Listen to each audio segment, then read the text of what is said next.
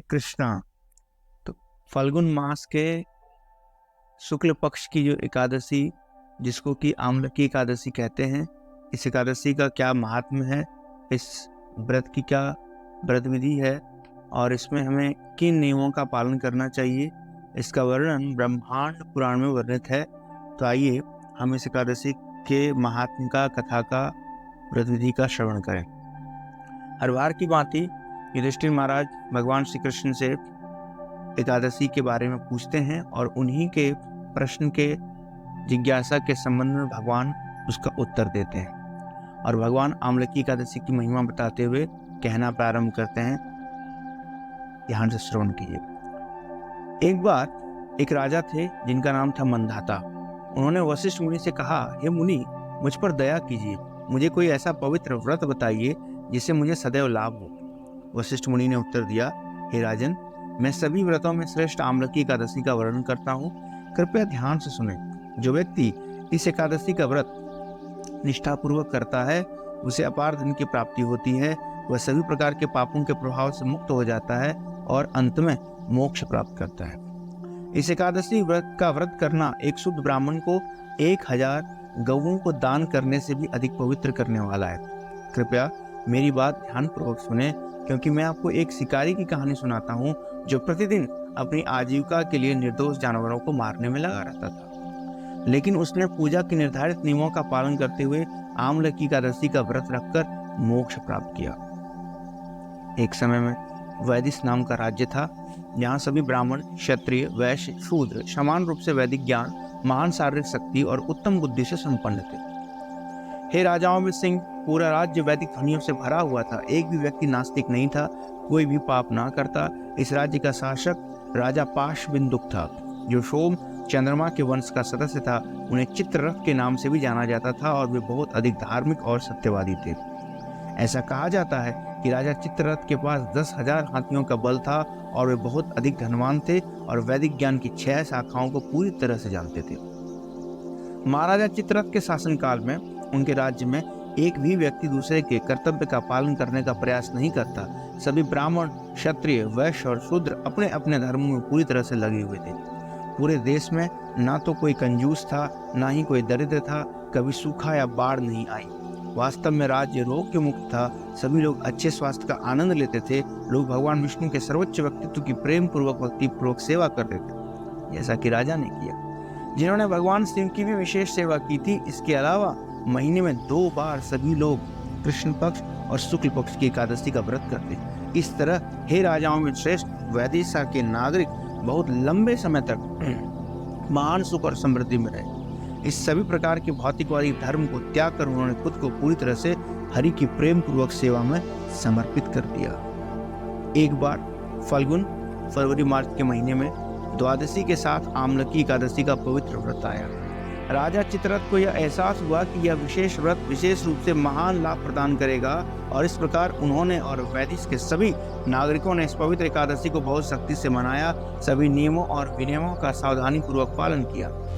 नदी में स्नान करने के बाद राजा और उसकी सारी प्रजा भगवान विष्णु के मंदिर गए, जहाँ एक आमलकी वृक्ष उग आया था। सबसे पहले राजा और उसके प्रमुख ऋषियों ने वृक्ष पर जल से भरा घड़ा, साथ ही एक सुंदर छत्र, जूते, सोना, हीरे, माणिक, मोती, नीलम, सुगंधित धूप, दीप चढ़ाई। फिर उन्होंने भगवान परशुराम की पूजा इन प्रार्थनाओं के साथ की कि हे भगवान, हे रेणुका के पुत्र, हे सर्व प्रसन्न करने वाले, हे संसार के मुक्तिदाता, कृपया इस आमलकी वृक्ष के नीचे आएं और हमारी विनम्र प्रार्थना स्वीकार करें। फिर उन्होंने आमलकी के वृक्ष से प्रार्थना की, हे आमलकी, हे भगवान ब्रह्मा की संतान, आप सभी प्रकार के पापों को नष्ट कर सकते हैं, कृपया हमारी सादर प्रार्थना और विनम्र भेंट स्वीकार करें। हे आमलकी, आप वास्तव में ब्रह्म का स्वरूप हैं। एक बार भगवान रामचंद्र ने आपकी पूजा की थी। जो कोई भी आपकी परिक्रमा करता है वह तुरंत अपने पापों से मुक्त हो जाता है। इन उत्कृष्ट प्रार्थनाओं को प्रस्तुत करने के बाद राजा चित्ररथ और उनके लोग रात भर उन्होंने हरिवास किया, जागरण किया।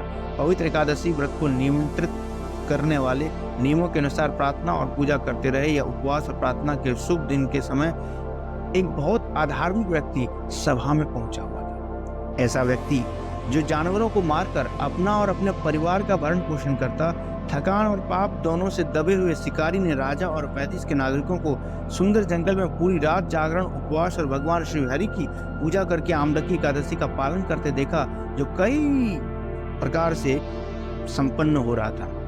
वह शिकारी पास में छिप गया, यह सोचकर कि उसके सामने यह असाधारण दृश्य भला क्या है, यहाँ क्या हो रहा है। उस सुंदर जंगल में पवित्र आमलकी वृक्ष के नीचे उसने जो देखा वह भगवान दामोदर के विग्रह को जलपात्र के आसन पर पूजते हुए और उसने भक्तों को भगवान कृष्ण के दिव्य रूप और लीलाओं का वर्णन करते हुए पवित्र गीता का पाठ करते हुए सुना। खुद के बावजूद निर्दोष पक्षियों और जानवरों के उस कट्टर अधार्मिक हत्यारे ने पूरी रात बड़े आश्चर्य में बिताई, क्योंकि उसने एकादशी उत्सव और भगवान की महिमा आज तक न देखी न सुना था। सूर्योदय के तुरंत बाद राजा, उसके साही दल जिसमें दरबारी ऋषि और सारे नागरिक शामिल थे, ने एकादशी का व्रत पूर्ण किया और पारण करके वो वैदिश नगर लौट आए। शिकारी अपनी झोपड़ी में आ गया, खुशी खुशी अपना भोजन किया। नियत समय में शिकारी की मृत्यु हो गई, लेकिन आमलकी एकादशी का व्रत करने के कारण और भगवान के यश गाथा को रात भर सुनने के कारण, पूरी रात जगने के कारण उसने जो पुण्य अर्जित किया, उसने उसे कई रथ, हाथी, घोड़ों और सैनिकों से संपन्न एक महान राजा के रूप में पुनर्जन्म लेने के लिए योग्य बना दिया। उसका नाम वसुरथ पड़ा, जो राजा विदुरथ का पुत्र हुआ और जयंती राज्य पर शासन करता था।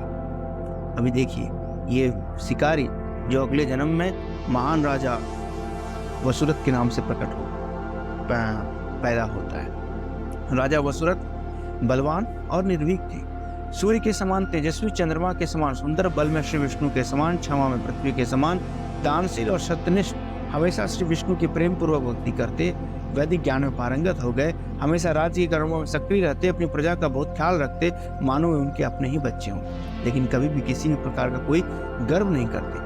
कई तरह के यज्ञ किया करते और हमेशा सुनिश्चित करते क्योंकि राज्य में जरूरतमंदों को पर्याप्त दान मिले। एक दिन जंगल में शिकार करते समय राजा वसुरथ पगडंडी से भटक गए, रास्ता भूल गए। कुछ देर भटकने के बाद आखिरकार थक कर वह एक पेड़ के नीचे रुक गए और अपनी बाहों को तकिए की तरह इस्तेमाल करते हुए सो गए।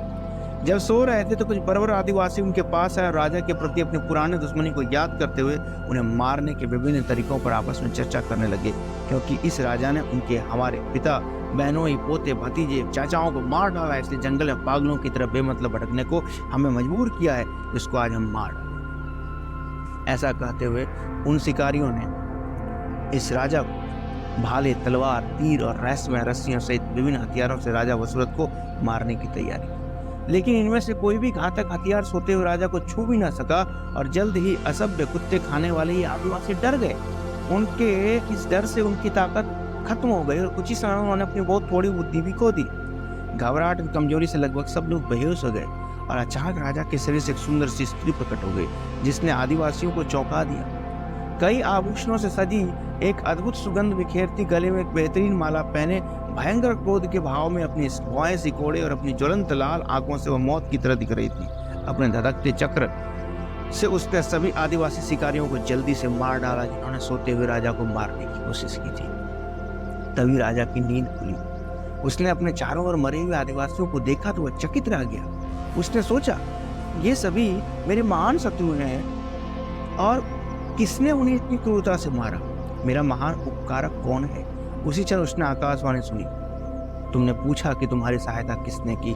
भला वह कौन व्यक्ति है जो अकेले ही संकट में पड़े व्यक्ति की सहायता कर सकता है? वह कोई और नहीं बल्कि भगवान श्री हरि है, जो बिना किसी स्वार्थ के अपने शरण में आने वाले सभी लोगों का उद्धार करते हैं। यह राजा जब उसने ऐसा वचन सुना तो भगवान कृष्ण के प्रति उसका प्रेम अभिभूत हो। वे अपनी राजधानी लौट आए और बिना किसी बाधा के दूसरे देव इंद्र स्वर्ग के राजा की तरह शासन करने लगे। इसलिए हे राजा मंधाता, आदरणीय वशिष्ठ मुनि ने निष्कर्ष निकालते हुए कहा कि जो कोई भी इस पवित्र आमलकी एकादशी का पालन करता है वह निसंदेह भगवान विष्णु के परम धाम को प्राप्त करता है, इसमें कोई भी संदेह नहीं है।